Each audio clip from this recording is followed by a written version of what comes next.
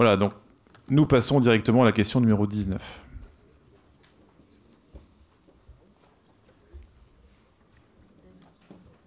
Je me pose une petite question quand même, parce que on est bien sur une révision du tableau des emplois, donc Oui. il vient se mettre à jour par rapport aux emplois, etc. On est bien d'accord. Est-ce que dans les services culturels, le fait de ne pas créer le poste de directeur de l'école des arts, si on ne le crée pas, on va pas pouvoir, personne n'a pourvu. Oui, mais il n'y a pas un caractère d'urgence. D'accord. Pas caractère d'urgence du tout. D'accord, ok. Voilà. Il n'y a pas de Ok. problème. Parce qu'on aurait pu le créer et le modifier et Non, mais réviser le tableau après, On quoi. va refaire les choses proprement. Je pense que la remarque de Serge mérite une explication sur la base de documents.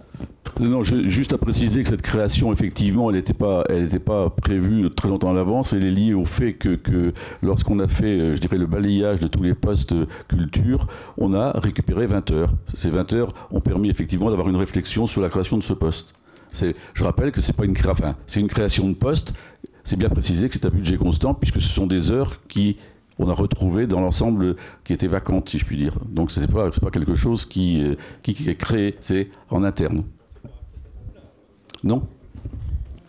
Bien, donc je vous propose, comme je vous l'ai proposé déjà, d'ajourner les questions 17 et 18. On reviendra vers vous lors d'un prochain conseil communautaire, avec les documents joints entre vos mains, bien évidemment. On passe à la question 19, sur la création du poste de chargé de mission technicien bocage. Donc depuis 2013, la communauté de communes de Saint-James, puis l'agglomération Mont-Saint-Michel-Normandie a développé un programme de recomposition bocagère sur la partie Célune et Guintre. Les actions réalisées sont haies sur talus anti-érosives, haies à plat, limite 20% du linéaire, rénovation de haies sur talus, retalutage, regarnissage, modification d'entrée de champs, zone tampon, fossé aveugle, mares, bosquet de pente ou de protection de la ressource. Les bénéficiaires sont presque exclusivement les agriculteurs car le risque érosion se trouve sur les parcelles en rotation de culture. Les élus de l'ex-communauté de communes de Saint-James ont souhaité développer ce projet malgré le fait que les financements n'étaient possibles que sur la partie Seine-Normandie. Pour autant, l'étude préalable intégrait bien la zone Loire-Bretagne. Et la délibération autorisant le projet ne faisait pas référence à une discrimination géographique. Depuis, les projets ont évolué sur le territoire. En effet, le syndicat mixte du bassin du Couesnon se portera maître d'ouvrage d'un contrat territorial comprenant un volet pollution diffuse 2018 et un volet milieu aquatique portage en 2019 par le syndicat du Couesnon Aval. L'opportunité de mettre en œuvre un volet bocage se pose.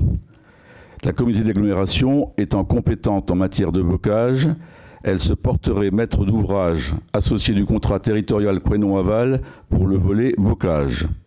La zone ciblée par le projet correspond aux parties normandes des sous-bassins de la Gerge, du Tronçon et du Loison.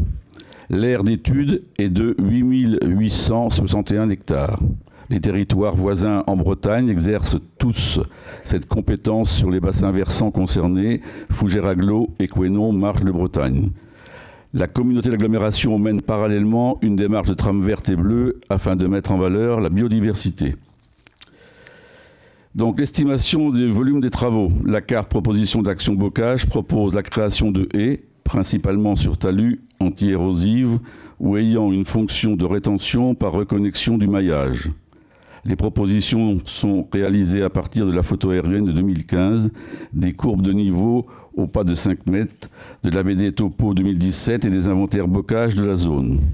Regroupées, elles représentent ce que l'on nomme le schéma idéal, c'est-à-dire le réseau bocager optimal si l'on veut limiter les transferts de polluants vers les masses d'eau superficielles et freiner l'érosion. Pour être réaliste, le schéma idéal a été réalisé en respectant la forme actuelle des parcelles. Le volume des travaux estimé est de 152 km. Le linéaire bocager 2012 est de 425 km, soit 48 mètres linéaires à l'hectare. Le schéma idéal porterait le linéaire à 578 km, soit une augmentation de 26% du linéaire. La densité passerait ainsi à 65 mètres linéaires hectares, ce qui resterait largement inférieur à d'autres territoires de l'agglo, exemple Vallée de la Cé, Mortenay, Nord, etc. Et cela sans compter les arasements qui vont survenir les 2 prochaines années pendant la phase d'élaboration du PLUI. Donc la proposition du programme est la suivante. Sur les 152 km souhaitables, seulement le quart sera probablement réalisable, soit 38 km. Le contrat territorial s'étale sur 5 années, soit 4 années de travaux. Le financement possible est donc l'animation 60% pour l'agence de l'eau Loire-Bretagne, 20% pour la région Normandie, l'investissement 50% pour l'agence eau Loire-Bretagne, 30% pour la région Normandie. Le coût pour la communauté d'agglomération serait de, en 2018, 1 133 € et de 2019 à 2022 de 8 000 € par an. Il est donc proposé aux membres du Conseil de donner un avis sur la création de ce poste de chargé de mission qui assurerait cette animation. Merci Jacques. Alors je pense qu'on va laisser la parole à Vincent Bichon qui va nous donner quelques éléments complémentaires. Oui, c'est vrai que donc au regard des événements qui se sont passés ce printemps, notamment les événements pluviométriques importants sur les zones, certaines zones dont les bassins versants sont assez pentus, on voit bien l'importance de valider la création de ce poste, d'autant plus que sur toutes ces zones, hein, puisque ça correspond surtout aux communes historiques de Saint-James, Argouges, Carnay, Montanel, Villiers, Lacroix, Sacé, Aussé et Vessé. Hein, c'est pour situer précisément le secteur, puisque tout le monde n'avait peut-être pas connaissance de ces cours d'eau.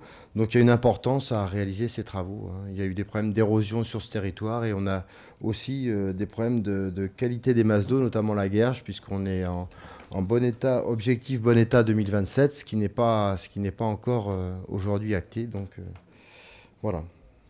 Je ne sais pas si vous avez des questions. Est-ce qu'il y a des questions? Juste une question. Où sera positionné le poste? Alors, la question de Bernard Treize, c'est où sera positionné le poste? Vincent, géographiquement, le poste en fait est déjà actif plus ou moins, puisque donc vous savez que pour réaliser nos inventaires, notamment sur une partie de la vallée de la Cé, on a déjà ce personnel en interne. Hein. On va tout simplement transférer ses fonctions et puis trouver des modalités de financement et optimiser le financement de ce poste. Il sera positionné à Saint-James comme il est là aujourd'hui. Au pôle environnement. Bien, est-ce qu'il y a d'autres questions? Voilà, c'est une fin de qui est prolongé sur une autre activité. Voilà, en fait, c'est un technicien que nous avions embauché pour réaliser les inventaires, notamment sur la partie de la vallée de la Cé, qui n'avait pas été réalisée dans le cadre du PLUI, pour lequel on va donner une mission supplémentaire qui tombe en fait à pic, hein, puisque la fin de son contrat fin août donc, va pouvoir déboucher sur ce contrat bocage, volet bocager, sur une partie du Couesnon, ce qui est extrêmement important puisque sur le secteur du Couesnon, on a validé un programme pluriannuel de lutte contre les pollutions diffuses qui est financé à 95% et pour lequel il nous faut acter cette politique bocage, et la politique bocage, elle est actée par le PCI. Donc comme Jacques l'a dit tout à l'heure, toutes les EPCI voisines, Couesnon Marche de Bretagne, que ce soit Fougères-Aglo ou Dole-Plaine-Fougères, réalise déjà ce programme bocage et on était, nous, la seule zone blanche du territoire du Couesnon, sur le volet bocage. Merci Vincent. Je pense que tout a été dit, mais il y a peut-être des questions. Oui, Michel Gérard. Le contrat territorial s'étale sur 5 années, donc cette mission s'étale sur 5 ans aussi? Oui, le poste va être financé par, comme vous l'avez vu tout à l'heure, hein, par l'agence de l'eau. Donc tout est financé à 80%.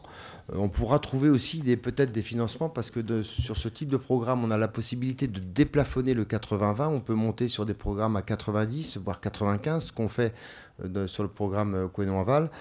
Oui, en théorie, on planifie sur 5 ans et après, ce sera fonction de l'évolution de la politique de l'agence de l'eau. On sait qu'aujourd'hui, les deux agences sont en révision de programme. Hein, elles sont en fin du 10e programme et puis c'est une réflexion qui est en cours sur le 11e. Donc si on valide aujourd'hui, on s'exonère de la validation du 11e programme, puisqu'en fait, on est toujours dans la phase 10e programme. Donc les financements sont assurés pour les 5 années. Donc je résume, donc la mission est pour 5 ans. Et pour 5 ans pour le moment, oui, voilà. Bien. Est-ce qu'il y a d'autres questions? Je n'en vois pas, donc on peut passer au vote si vous voulez bien.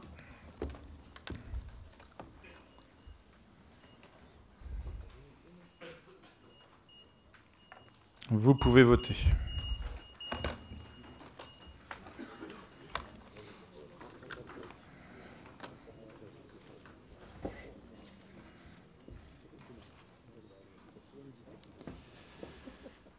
Bien, 128 votes sont arrivés jusqu'ici. Nous avons 109 votes favorables, 14 votes défavorables et 5 abstentions, donc à la majorité. Cette question numéro 19 est adoptée.